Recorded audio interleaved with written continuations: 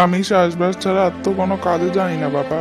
আর এই জমিটা ওরা কেড়ে নেবে বলেছে, আর আমার কাছে তো কোনো কাজই থাকবে না বলো। সেই জন্য আমি মরার কথা ভাবছি।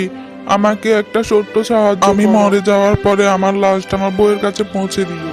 আপনি এসব কথা কেন বলছেন কাকা?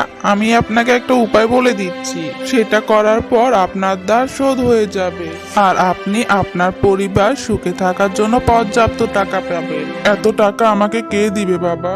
আমার মুখ দেখে সবাই আমার থেকে দূরে পালায়, আর আমাকে কে টাকা দিবে? আমি আছি তো, আমি দেখে নিব। যাই হোক, আপনি কি জানেন আমি কে? বলছি আপনাকে। না, এর আগে আমি তোমাকে কোনোদিনও দেখিনি। তবে কে তুমি?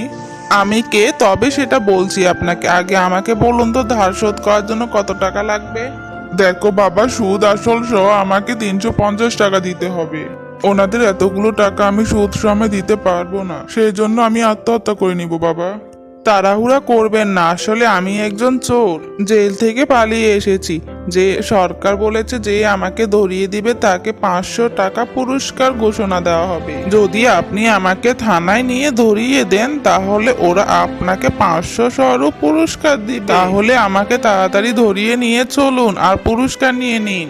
এটা তুমি কি বলছো বাবা? এত ভালো কাজ করে যে গ্রামকে বাঁচিয়েছে তাকে আমি ধরিয়ে দিব? এটা আমি কিছুতেই করতে পারবো না।